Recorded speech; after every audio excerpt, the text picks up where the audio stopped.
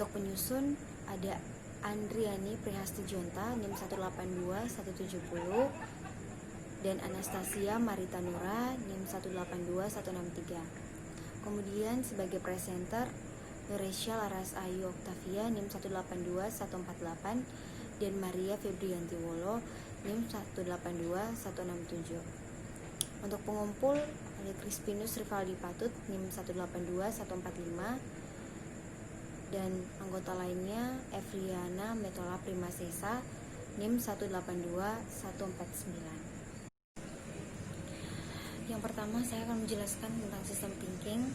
Jadi sistem thinking ini diterjemahkan dalam bahasa Indonesia sebagai pemikiran sistem, di mana diartikan sebagai suatu pendekatan untuk dapat memahami berbagai macam sistem dengan menekankan pada hubungan antar elemen yang ada pada suatu sistem yang berguna untuk memahami bagaimana informasi tersebut dapat digunakan secara lebih efektif dan dapat membantu untuk pemahaman tentang hubungannya dengan seluruh masyarakat. Ada beberapa prinsip dari pendekatan sistem thinking. Ada yang pertama holisme, input dan output, entropi, hierarki, goal seeking, regulasi, equifinality, multifinality, differentiation, dualisme, modularitas, abstraksi, relasi, dan enkapsulasi. Kemudian berikut saya akan menjelaskan tentang hal-hal yang masih berkaitan dengan sistem thinking. Yang pertama ada looking at the whole picture. Jadi contoh sistem thinking yang sangat sederhana itu adalah analisis tentang bagaimana orang mengelola beban kerja. Nah, ini terjadi di semua organisasi. Misalnya ketika tiba-tiba terdapat banyak beban kerja, kemudian kita tidak punya waktu untuk menyelesaikan tugas dengan benar dan tidak dapat memenuhi tenggat waktu. Lalu yang kedua itu unintended side effects. Jadi di sini merupakan akuisisi di mana terdapat efek samping yang tidak diinginkan dalam jangka panjang. Lalu yang ketiga, uncover the underlying dynamics. Jadi sistem thinking itu adalah tentang mengenali pola di tempat kerja dan dalam kehidupan kita sehari-hari. Ini merupakan metode yang diteliti secara luas untuk menemukan dan memetakan dinamika yang menyebabkan masalah yang terus berulang terjadi dalam konteks organisasi. Lalu berikut itu ada uncover the underlying dynamics. Ini berbicara tentang dinamika. Jadi di sini harus meneliti secara luas tentang dinamika yang menyebabkan masalah itu terus berulang terjadi. Jadi harus menemukan dan memetakan dinamika yang menyebabkan masalah itu terjadi. Kemudian looking below the surface of the lily pond. Pada bagian ini kita dipaksa untuk terus berjuang melawan setiap tantangan. Jadi kita melawan gejala tanpa mengatasi penyebabnya. Jadi misalkan kita bereaksi terhadap apa yang terus datang pada kita. Di sini kita juga diajarkan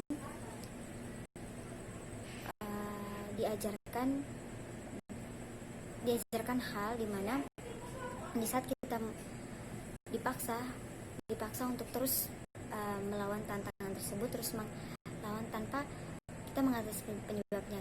Kita tidak tahu akan seperti apa nanti, tapi kita terus menjalankan, terus berjalan dan melawan tantangan-tantangan tersebut. Sehingga ini menjadi sebuah pembelajaran karena di saat bereaksi terhadap apa yang terus datang itu, kita diajarkan untuk meningkatkan apa yang sudah diketahui bagaimana melakukannya. Nah, yang berikut reacting. Nah, reacting ini lebih ke arah respon dari sebagian besar individu dan organisasi terhadap tantangan. Nah, misalnya dalam sebuah organisasi itu terdapat tantangan atau masalah, namun sudah ditemukan solusinya dan solusi itu dieksekusi ke dalam permasalahan tantangan tersebut. Namun ternyata solusi ini tidak berhasil, maka secara refleks harus digantikan. Jadi individu atau organisasi ini ketika mengetahui bahwa solusi yang dieksekusi ini tidak berhasil, maka langsung berpindah, langsung menggantikan solusi lain untuk mengatasi hal tersebut. Namun solusi yang dicari solusi lain ini masih dalam kerangka berpikir yang sama. Jadi tidak di luar dari kerangka berpikir. Jadi tetap pada kerangka berpikir yang sama. Terus yang berikut, adapting. Adapting itu sama halnya dengan beradaptasi. Nah, di sini kita melihat sistem thinking itu berbeda, secara berbeda.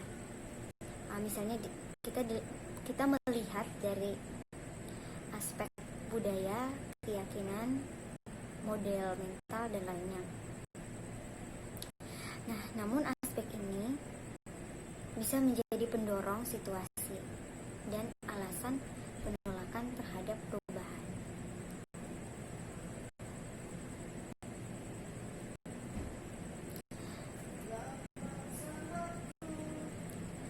Berikut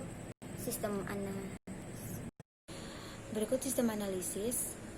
Jadi tahap awal dalam pengembangan sistem informasi ini disebut dengan analisis sistem. Jadi banyak organisasi yang bergantung pada teknologi informasi dan sistem informasi dalam menjalankan bisnis. Jadi sistem analisis ini merupakan salah satu pendekatan yang digunakan sebagai teknik dalam melakukan pemecahan masalah dan sekaligus untuk pengambilan keputusan. Jadi dalam pemecahan masalah itu dimana menguraikan sistem ke dalam komponen-komponen pembentuknya, kemudian mengamati bagaimana komponen-komponen itu bekerja dan berinteraksi satu sama lain dalam mencapai suatu tujuan. Yang berikut manfaat dari sistem analisis. Yang pertama, subdivisi dari proyek yang panjang menjadi tahapan yang lebih mudah dikelola. Kedua, koordinasi berbagai aspek proyek dibantu oleh fakta bahwa semua aspek ini harus mencapai akhir tahap bersama. Yang ketiga, kiriman atau produk memberikan input ke tahap berikutnya. Keempat, keputusan untuk melanjutkan atau membatalkan proyek selalu dipantau. Kelima, pengeluaran untuk proyek dikendalikan dengan ketat. Keenam, perkiraan dan tanggal akhir cenderung lebih akurat dengan unit kerja yang lebih kecil. Jadi yang terakhir ini adalah gambar. Ini merupakan gambar proses pengembangan sistem. Jadi dalam proses pengembangan sistem ini ada beberapa tahap di mana setelah masalah atau peluang ini teridentifikasi, kemudian akan muncul kerangka acuan. Nah, kerangka acuan ini memberikan dasar untuk studi kelayakan. Jadi, studi kelayakan berkaitan dengan tinjauan mengenai solusi apa yang diusulkan untuk masalah tertentu. Kemudian ada laporan akhir penelitian. Di sini laporan ini akan memberitahu apakah solusi yang berpotensi itu dapat menguntungkan organisasi atau merugikan. Lalu dan yang lainnya itu per tahap. Selanjutnya saya akan membawakan sebuah kasus, yaitu ditutupnya 8.000 gerai Starbucks pada tahun 2018. Hal ini berkaitan dengan bias rasial, yaitu pada saat itu ada 2 orang pria berkulit hitam yang menempati kedai Starbucks untuk menunggukannya. Pada saat itu salah satu pria tersebut ingin menggunakan toilet, namun ada salah satu pegawai yang melarangnya menggunakan toilet tersebut, karena hanya seorang customer yang sudah memesan makanan dan minuman yang dapat menggunakan toilet tersebut. Para pegawai ini menyarankan untuk kedua orang tersebut dapat meninggalkan tempat, namun kedua orang tersebut menolak.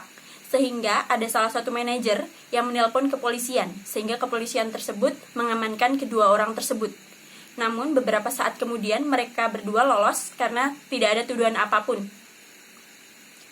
Kesimpulan yang diambil oleh kelompok kami, yaitu dari kasus tersebut, keputusan yang diambil oleh pihak kedai Starbucks untuk menutup sementara usahanya mungkin dapat mengurangi keuntungan bagi perusahaan Starbucks, bahkan dapat menimbulkan kerugian yang cukup berdampak. Menurut kami, sebaiknya kedai Starbucks ini dapat melakukan pelatihan secara bertahap, baik secara mingguan ataupun secara bulanan. Hal ini dapat meminimalisirkan gangguan dan juga sistem kerja para pegawainya. Demikian untuk presentasi dari kami. Terima kasih.